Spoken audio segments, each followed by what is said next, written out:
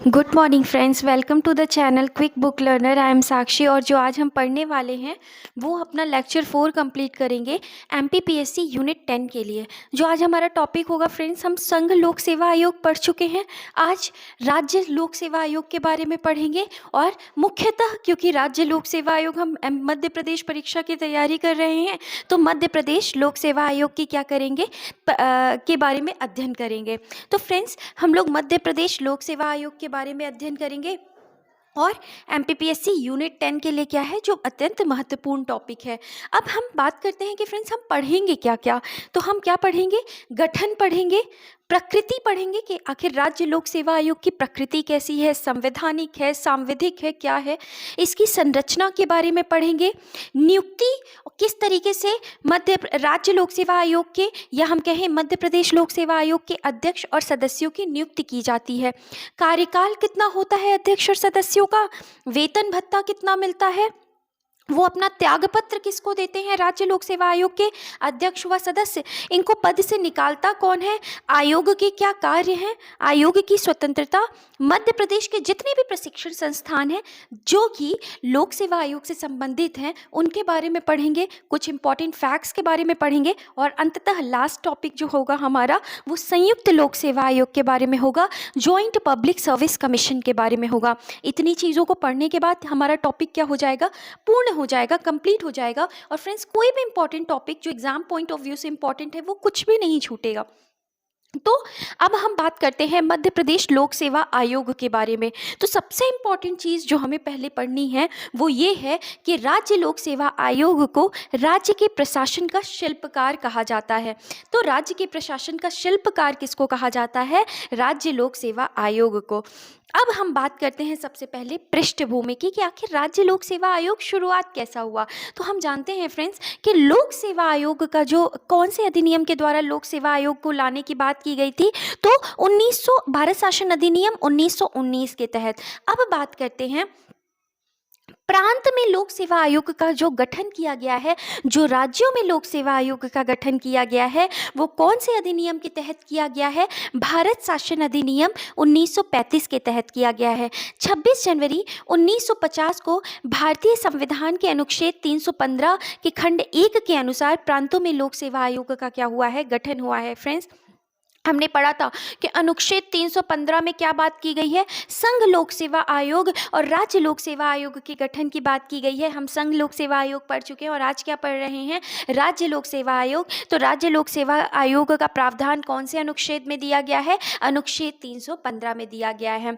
मध्य प्रदेश, ये जो मध्य प्रदेश लोक सेवा आयोग या एमपीपीएससी से पहले मध्य भारत आयोग कहलाता था। आज वर्तमान नाम है मध्य प्रदेश लोक सेवा आयोग। इसके पहले ये किस नाम से जाना जाता था, मध्य भारत आयोग के नाम से जाना जाता था। भोपाल तथा भिंड क्षेत्र हेतु कोई भी आयोग नहीं था। हमें पता है मध्य प्रदेश किस तरीके से पहले विभाजित था। ये तो 1956 1 नवंबर 1956 को मध्य प्रदेश का क्या हुआ है, पुनर्गठन हुआ है। तो भोपाल तथा भिंड क्षेत्र हेतु कोई आयोग नहीं था। इनकी परीक्षाएं कौन आयोजित करवाता था, यूपीएससी के द्वारा, संघ लोक सेवा आयोग द्वारा क्या की जाती थी, परीक्षाएं कराई जाती थी। अब बात करते हैं 1 नवंबर 1956 को संविधान के अनुच्छेद 315 तथा राज्य पुनर्गठन अधिनियम की धारा 118 के खंड 3 के अनुसार राष्ट्रपति के आदेश द्वारा तथा केंद्रीय गृह मंत्रालय की अनुशंसा पर एमपीपीएससी का क्या किया गया फ्रेंड्स, गठन किया गया। बहुत ये क्वेश्चन तो कई बार पूछ भी चुका है कि राज्य पुनर्गठन अधिनियम की धारा 118 के खंड 3 के अनुसार राष्ट्रपति के आदेश द्वारा, किसके आदेश द्वारा, राष्ट्रपति के आदेश द्वारा तथा केंद्रीय गृह मंत्रालय की अनुशंसा पर मध्य एमपीपीएससी मध्य प्रदेश लोक सेवा आयोग का क्या किया गया, गठन किया गया। तो इस तरीके से मध्य प्रदेश लोक सेवा आयोग का गठन जो है वो कौन सी धारा, धारा 118 के खंड 3 और कौन से अनुच्छेद के अंतर्गत, अनुच्छेद 315 के अंतर्गत, और किसके द्वारा आदेश निकाला गया, राष्ट्रपति के द्वारा आदेश निकाला गया तथा केंद्रीय गृह मंत्रालय की अनुशंसा पर क्या किया गया, मध्य प्रदेश लोक सेवा आयोग का क्या किया गया फ्रेंड्स, गठन किया गया। अब हम फ्रेंड्स दूसरा टॉपिक पढ़ते हैं जो किससे संबंधित है, जो कि गठन से संबंधित है। अब हम देखते हैं 27 अक्टूबर 1956 को अधिसूचना जारी की गई है ना। 27 अक्टूबर 1956 को अधिसूचना के तहत 1 नवंबर 1956 को मध्य प्रदेश लोक सेवा आयोग का क्या किया गया, गठन किया गया। नोटिफिकेशन कब किया गया, कौन सी नोटिफिकेशन के तहत, 27 अक्टूबर 1956 को अधिसूचना के तहत, और गठन कब किया गया, 1 नवंबर 1956 को।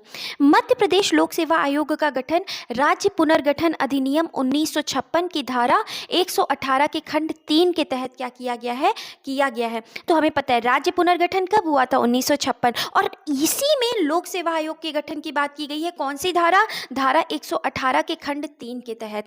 मध्य प्रदेश लोक सेवा आयोग की प्रथम परीक्षा जो कराई गई थी वो कब कराई गई थी, 1958 में आयोजित की गई थी। मध्य प्रदेश लोक सेवा आयोग की प्रथम परीक्षा 1958 में क्या की गई थी, आयोजित की गई थी। अब हम बात करते हैं फ्रेंड्स प्रकृति के बारे में कि आखिर ये कैसी संस्था है। तो हमें पता है कि हमने पहले ही पढ़ा कि अनुच्छेद 315 में क्या है, हमको मध्य प्रदेश और राज्य लोक सेवा आयोग और संघ लोक सेवा आयोग के बारे में मिलता है देखने के लिए।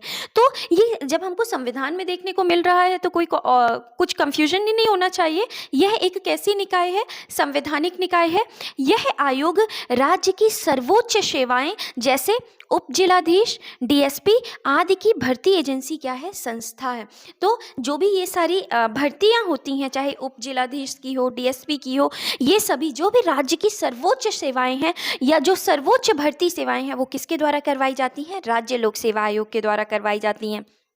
भारतीय संविधान में राज्य लोक सेवा आयोग का वर्णन अनुच्छेद 315 से 323, अनुच्छेद 315 से 323 में भाग 14 में क्या किया गया है, शामिल किया गया है। फ्रेंड्स, अनुच्छेद 315 से 323 तक जितने भी वर्णन है संघ लोक सेवा आयोग में मैंने पहले ही पढ़ा दिया है। अगर आपको ये लेक्चर अगर आपको ना समझ में आ रहा हो कि अनुच्छेद 315 में क्या है, 316 में क्या है, तो इसके एक पहले वाला लेक्चर आप देखेंगे तो आपको बहुत सारी चीज़ों की क्लैरिटी मिल जाएगी कि कौन से अनुच्छेद में क्या कहा गया है।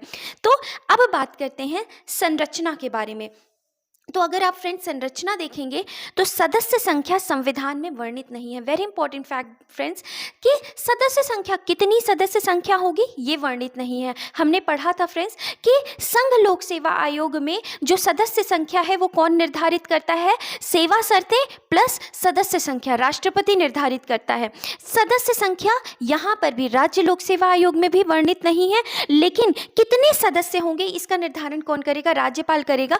परंतु राज्य लोक सेवा आयोग में अध्यक्ष सहित अध्यक्ष को लेकर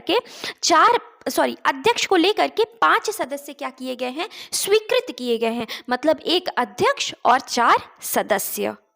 तो फ्रेंड्स, अगर हम वर्तमान अध्यक्ष की बात करें कि अभी मध्य प्रदेश लोक सेवा आयोग में वर्तमान अध्यक्ष कौन है, तो कौन है, राजेश लाल मेहरा। और उनके साथ सदस्य कौन है, 4 सदस्य। हमने अभी फ्रेंड्स पढ़ा कि कुल कितने सदस्य होने चाहिए, 5 सदस्य। किसको मिला के, अध्यक्ष को मिला के। तो अध्यक्ष कौन है, राजेश लाल मेहरा, और 4 सदस्य चंद्रशेखर, अभी फिलहाल वर्तमान में चंद्रशेखर रैकवार, देवेंद्र सिंह मरकाम, कृष्णकांत शर्मा और रमन सिंह सिकरवार। ये क्या है, 4 सदस्य, और प्लस अध्यक्ष को मिलाकर कुल कितने सदस्य हो गए, 5 सदस्य हो गए।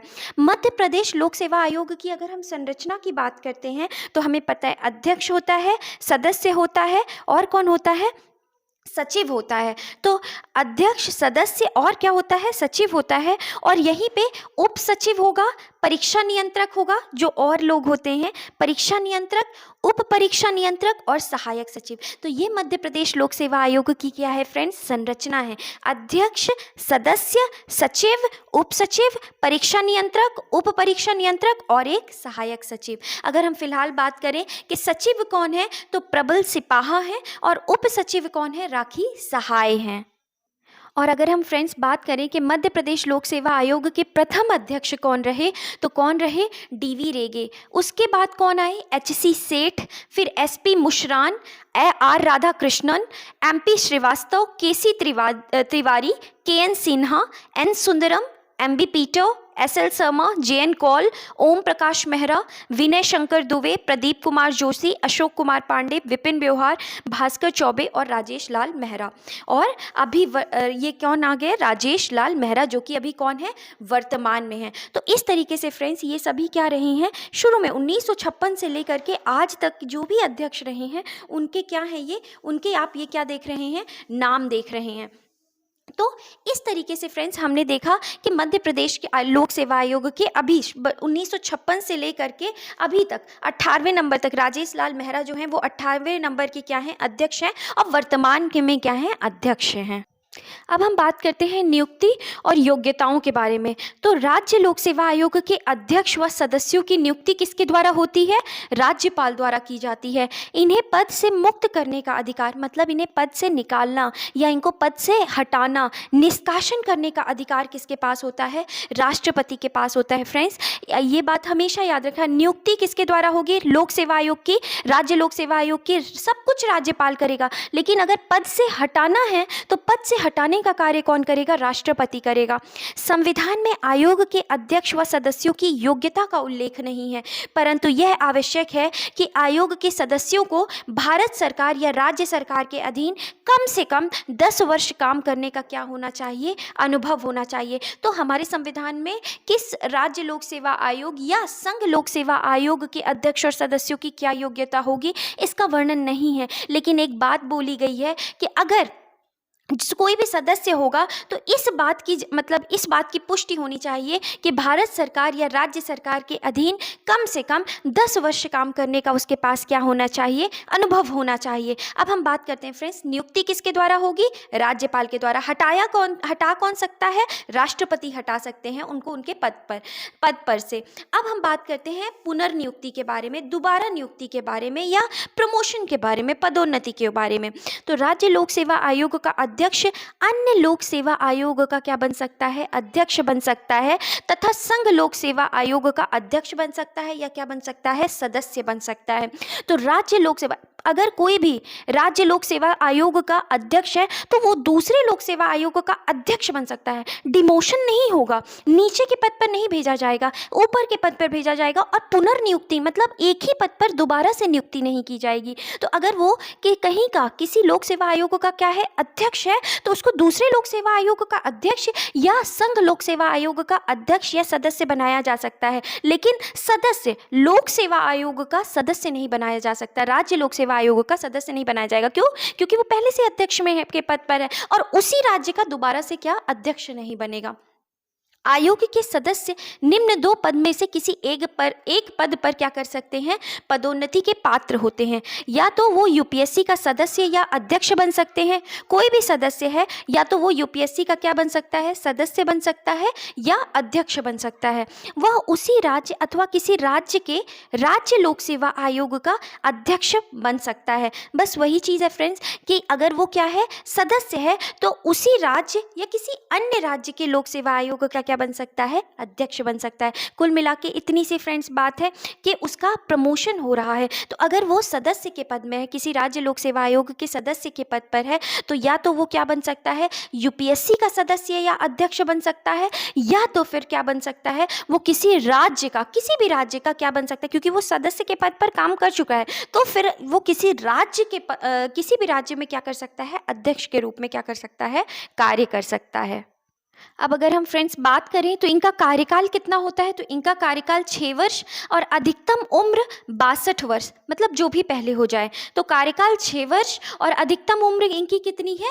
62 वर्ष है। वेतन भत्ते इनको कहाँ से मिलते हैं? तो राज्य की संचित निधि से मिलते हैं। इनको पद से हटाएगा कौन? अध्यक्ष व सदस्य को त्यागपत्र, अगर अध्यक्ष या सदस्य खुद से अपना त्यागपत्र दे रहे हैं, रिजाइन कर रहे हैं, तो वो अपना त्यागपत्र किसको देंगे? राज्यपाल को। लेकिन अगर अध्यक्ष और सदस्यों को हटाया जा रहा है तो किसके द्वारा हटाया जाएगा? राष्ट्रपति के द्वारा। और हटाए जाने का कारण क्या होगा? अगर वो दिवालिया घोषित कर दिया गया है, अन्य वैतनिक कार्यों में संलग्न है, मानसिक व शारीरिक अक्षम है वो, या दुर्व्यवहार तथा कदाचार का दोषी पाए जाने पर उसको क्या किया जा सकता है? उसके पद से हटाया जा सकता है। नोट, इसमें वही प्रक्रिया अपनाई जाएगी जो राष्ट्रपति संघ लोक सेवा आयोग के सदस्यों को हटाने पर अपनाता है। सेम चीजें हैं, कि जिस तरीके से संघ लोक सेवा आयोग में क्या किया जाता है, अध्यक्ष व सदस्यों को हटाया जाता है, वैसे ही यहाँ पर भी हटाया जाएगा। सुप्रीम कोर्ट पहले जांच करेगा, फिर सुप्रीम कोर्ट सलाह देगा राष्ट्रपति को, और राष्ट्रपति के ऊपर वो सलाह क्या होगी, बाध्यकारी होगी, उन्हें हटाना ही होगा। क्यों? क्योंकि कदाचार जो है वो क्या हो चुका है, साबित हो चुका है। और जांच के दौरान, अगर जांच हो रही है तो जांच के दौरान सस्पेंड कौन कर, हटा कौन सकता है, राष्ट्रपति। वो अपना त्यागपत्र किसको देंगे, राज्यपाल को। और सस्पेंड कौन कर सकता है जांच के दौरान, तो सस्पेंड जो करेगा वो क्या करेगा, कौन करेगा फ्रेंड्स, राज्यपाल। हमें सीधी सी बात याद रखनी है फ्रेंड्स कि बस हटाने का काम कौन करेगा, राष्ट्रपति। बाकी मध्य राज्य लोक सेवा आयोग से संबंधित जो भी कार्य हैं वो कौन करेंगे, वो जो करेंगे वो राज्यपाल करेंगे। अब हम फ्रेंड्स बात करते हैं मध्य प्रदेश लोक सेवा आयोग के कार्य। तो हम देखते हैं राज्य सरकार से नियुक्ति हेतु राज्य सेवा, वन सेवा, इंजीनियरिंग सेवा आदि परीक्षाओं का क्या कराते हैं, आयोजन कराते हैं। अभ्यर्थी की पदोन्नति, नियुक्त, स्थानांतरण पर सरकार को क्या देते हैं, ये सलाह देते हैं। प्रतिवर्ष किए गए कार्य का प्रतिवेदन किसको देते हैं, राज्यपाल को देंगे, और फिर राज्यपाल क्या करेगा, विधानसभा के पटल पर रखेगा। कार्मिक प्रबंधन से संबंधित विषयों पर परामर्श देते हैं कि किस तरीके से काम हो रहा है, किस तरीके से उसका मैनेजमेंट हो रहा है, उन सभी विषयों पर क्या करते हैं, परामर्श देते हैं। सिविल सेवाओं और पदों पर स्थानांतरण करने में पदोन्नति की क्या करता है, अनुशंसा करता है, कि मतलब किसको प्रमोशन देना है, किसको नहीं देना है, ये सारी चीजें कौन की, ये सब क्या है ये सब मध्य प्रदेश लोक सेवा आयोग की क्या है, कार्य हैं, या हम कह सकते हैं राज्य लोक सेवा आयोग की क्या है, कार्य हैं। अब हम मध्य प्रदेश के कुछ इंपॉर्टेंट प्रशासनिक प्रशिक्षण संस्थान देखते हैं। तो नरहुन्ना राज्य प्रशासनिक अकादमी कहाँ है, भोपाल में है। महात्मा गांधी ग्रामीण विकास संस्थान कहाँ है, जबलपुर में है। ग्रामीण पंचायत प्रशिक्षण संस्थान कहाँ है, अमरकंटक में है। जवाहरलाल नेहरू पुलिस अकादमी, सागर। रुस्तम जी पुलिस कॉलेज कहाँ है, इंदौर में। वायरलेस ट्रेनिंग संस्थान, इंदौर। वाणिज्यकर अधिकारियों का प्रशिक्षण वाणिज्यिक कार्यालय कहाँ है, इंदौर में। पुलिस यातायात प्रशिक्षण, भोपाल।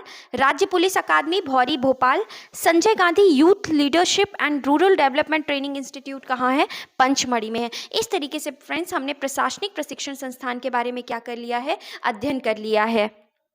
अब अगर विशेष के बारे में देखें तो मध्य प्रदेश लोक सेवा आयोग के प्रथम अध्यक्ष डीवी रेगे।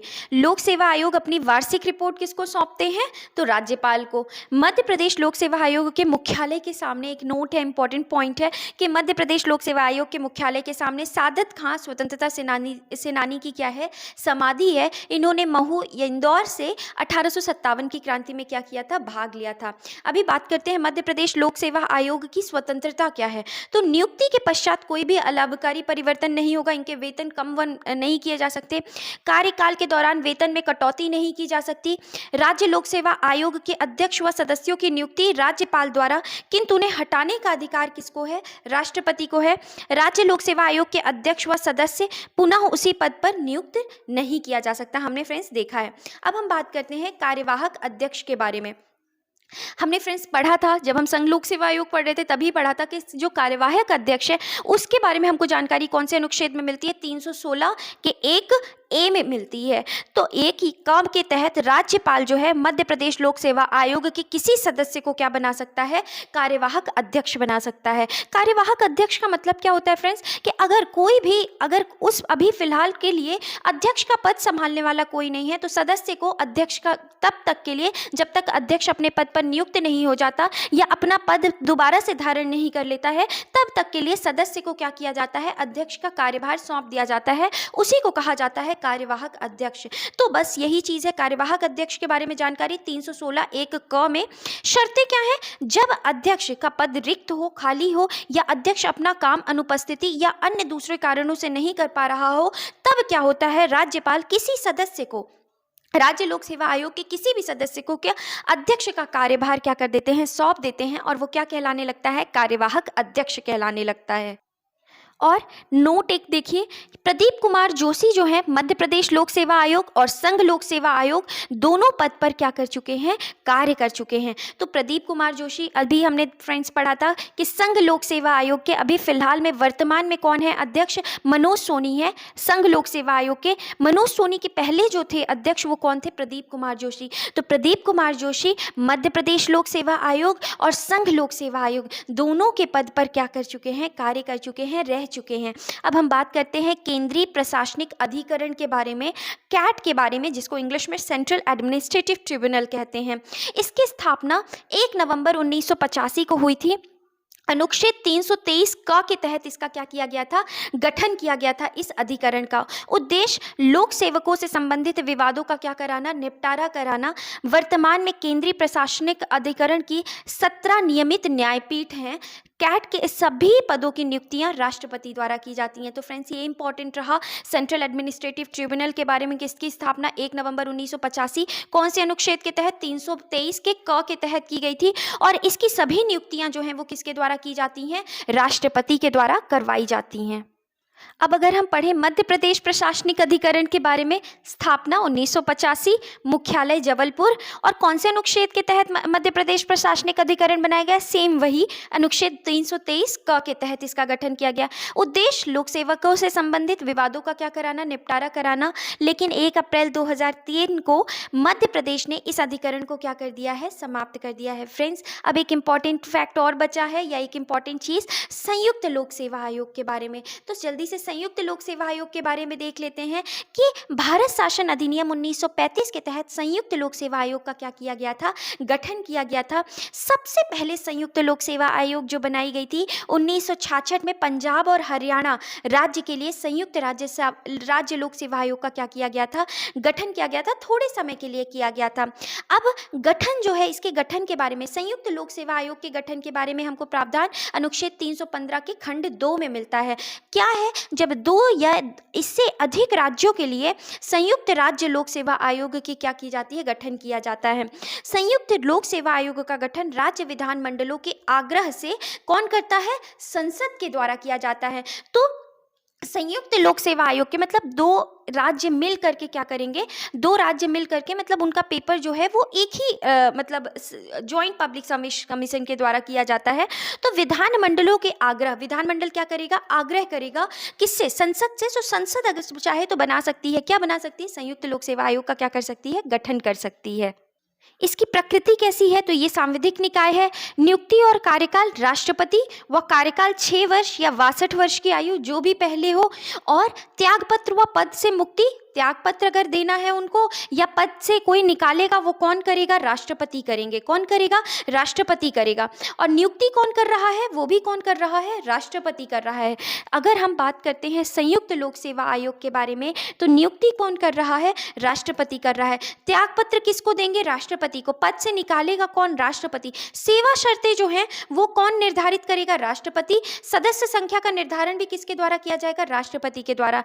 वार्षिक रिपोर्ट ये सब किसको देते हैं, केवल और केवल वार्षिक रिपोर्ट जो है ये किसको देंगे, संबंधित राज्यपाल को देंगे। और राज्यपाल रिपोर्ट को किसके सामने रखेगा, विधानमंडल के पटल में रखेगा। तो इस तरीके से फ्रेंड्स हमने राज्य लोक सेवा आयोगों को भी क्या कर लिया है, अपना खत्म कर लिया है। फ्रेंड्स आई होप आपको ये सेशन समझ में आया हो, इंटरेस्टिंग लगा हो, इंपॉर्टेंट लगा हो। अगर आपको ये सेशन अच्छा लगा हो तो प्लीज़ लाइक करें, शेयर करें और सब्सक्राइब करें। Thank you.